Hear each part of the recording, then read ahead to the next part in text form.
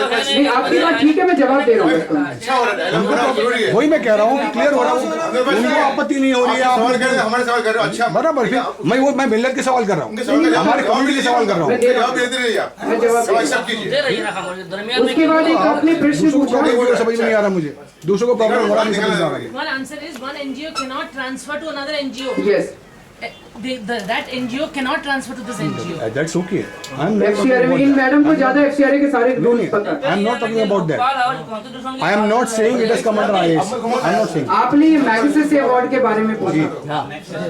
Magsaysay award लिंगो साहब को मिला है, अरुणा रॉय को मिला है, सेशन साहब को मिला है, हेमवती नंदन बहुगुणा को मिला है, मदर टेरेसा को मिला है, जयप्रकाश नारायण को मिला है। वो सबके सब अमेरिका के एजेंट थे। मैं आपसे ये नहीं कर रहा हूँ, उसका रिलेशन, उसका जो हिस्ट्री जो है, कोई रिलेशन मैग्सेसे की हिस्ट्री मेधा जो है, भटकर को नहीं मिला।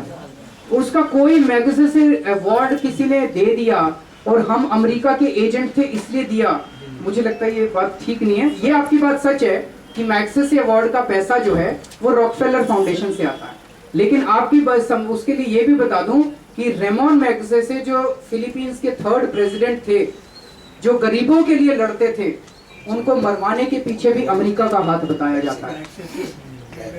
जो वो मैग्सेसे अवार्ड क्यों बना? मैग्सेसे अवार्ड अगर आप उनकी पूरी रमन मैग्सेसे की कहानी पढ़े जिंदगी की, उन्होंने मैं पढ़ा हूँ इसके लिए, बड़े बड़े कॉर्पोरेशन के खिलाफ और गरीबों के लिए उन्होंने बहुत लंबी लड़ाई लड़ी, उसके अंदर ये अवार्ड बना था। लेकिन इस अवार्ड को का पैसा वो रॉकफेलर फाउंडेशन से आता है, इसमें कोई दो राय नहीं है, लेकिन उसके अवार्ड का पैसा रॉकफेलर फाउंडेशन से आता है, तो इसीलिए हम अमेरिका के एजेंट हो गए। तो मुझे लगता है ये थोड़ी सी लिंकेज ठीक नहीं है। साउथ ईस्ट एशिया के अंदर अमेरिकन इंटरेस्ट के लिए मैग्सेसे ने काम किया, नया मूवमेंट के खिलाफ में मैग्सेसे ने कहा है, हो सकता है उन्होंने किया होगा, इसीलिए अवार्ड किया। और फिलीपींस के अवाम भी उसको एक्सेप्ट नहीं करते जितना बाकी दूसरे प्लेटफॉर्म करते हैं, आपको जानना चाहिए। और रॉकफेलर जो है इंस्टीट्यूट, ये सीआईए की एजेंसी है। हो सकता है किसी की भी, मैं नहीं हूँ, मैं आपको यकीन दिलाता हूँ, मैं सीए का भी एजेंट नहीं हूँ, मैं अमेरिका का भी एजेंट नहीं हूँ। दिल्ली में पानी का प्राइवेटाइजेशन होने जा रहा था, वर्ल्ड बैंक तो अमेरिका का एजेंट है, आप मानेंगे? वर्ल्ड बैंक का जीना आराम कर दिया था हम लोगों ने, वर्ल्ड बैंक को दिल्ली से बाहर भगा दिया था, पूरा प्रोजेक्ट हमने बंद करवा दिया था वहां पे। अगर अमेरिका के एजेंट होते तो वर्ल्ड बैंक का प्रोजेक्ट क्यों बंद करवाते? आप जरा सा World Bank Delhi water privatization Google search मारिएगा, वहां पे सारी हमारी कहानी आपको मिलेगी। प्राइम मिनिस्टर खुद वर्ल्ड बैंक के एम्प्लॉय रह चुके हैं, तो वो भी एजेंट है क्या?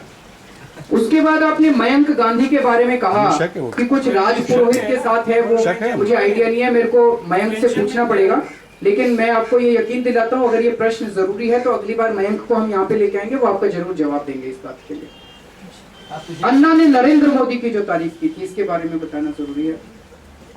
अन्ना ने उसमें प्रेस कॉन्फ्रेंस में, मैं भी बगल बैठा हुआ था, अन्ना ने ये कहा था कि मैंने अखबारों में ये पढ़ा है कि नरेंद्र मोदी ने और नीतीश कुमार ने रूरल डेवलपमेंट पे अच्छा काम किया, ये उन्होंने बोला था।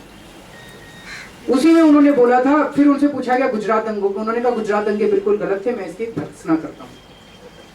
उसके बाद जब हमने वापस आए, अन्ना को हमने सारे तथ्य बताए, हमारे पास कई सारी चिट्ठियां आई, अन्ना को सारे तथ्य बताए, हम लोग अन्ना को फिर गुजरात लेके गए, क्योंकि अन्ना का वो स्टेटमेंट गलत था, हम सबको पता था वो गलत है।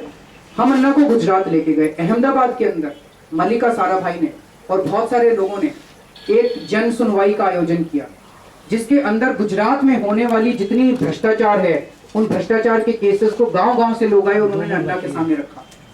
उस मीटिंग के अंदर अन्ना ने कहा था कि गुजरात के जितना भ्रष्टाचारी राज्य मैंने आज तक नहीं देखा। जिस राज्य के अंदर गांधी पैदा हुए थे, वो वहां पे आज शराब की नदियां बह रही हैं, और जितने स्कैंडल आज मेरे सामने रखे गए, इतने स्कैंडल मैंने अपनी जिंदगी में नहीं देखे। वो अन्ना का स्टेटमेंट कहीं नहीं छपा। अन्ना ने नरेंद्र मोदी, वो मैं आपको ईमेल कर दूंगा वो सारा स्टेटमेंट अन्ना का। उस पूरी ट्रिप के अंदर अन्ना 3-4 जगह गए थे, 2-3 दिन रहे गुजरात में। अन्ना ने जो लताड़ा मोदी को, आप जरा सा उसको पढ़िए, वो कहीं नहीं छपा, सेलेक्टिवली छापा जा रहा है। मैं आपको सारे लोकल अखबार में छपा था, वो नेशनल मीडिया ने पिकअप नहीं किया उसको, तो जो जो छपा था मैं आपको सारा ईमेल कर दूंगा। अब ये जो संजीव भट्ट का केस था ना, संजीव भट्ट के केस में अन्ना ने बहुत स्ट्रॉन्ग स्टेटमेंट दिया था मोदी के खिलाफ, वो कहीं नहीं उतरा। उन्होंने कहा था जब मामला सुप्रीम कोर्ट में पेंडिंग है, तो आप क्यों, कौन ताकत देता है कि आप संजीव भट्ट के खिलाफ इस तरह से आप उसको गिरफ्तार करें, ये बिल्कुल गलत है।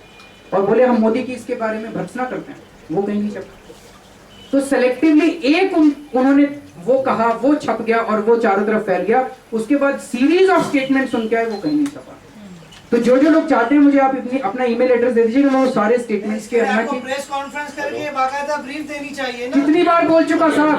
मैं लखनऊ में गया था, अभी लखनऊ के साथियों से बातचीत हुई, वहां पे हमने मीडिया में बोला। आप आज कहेंगे, आज भी हम बोल देंगे, क्या दिक्कत है? जब अन्ना ने बोला है तो आज भी बोल देंगे हम। कितनी बार बोला, लेकिन मैं आपको यकीन दिलाता हूँ कि आज अगर आप कहेंगे मैं बोलूंगा और उसके बाद देखिएगा दिल्ली के मीडिया में ये नहीं छपेगा। अरे बॉम्बे में तो छपे कम से कम। बिल्कुल बिल्कुल बोल सकते हैं। बॉम्बे में छपना चाहिए ना। संजीव गौड़ पे जो स्टेटमेंट है वो आया भी है मीडिया में,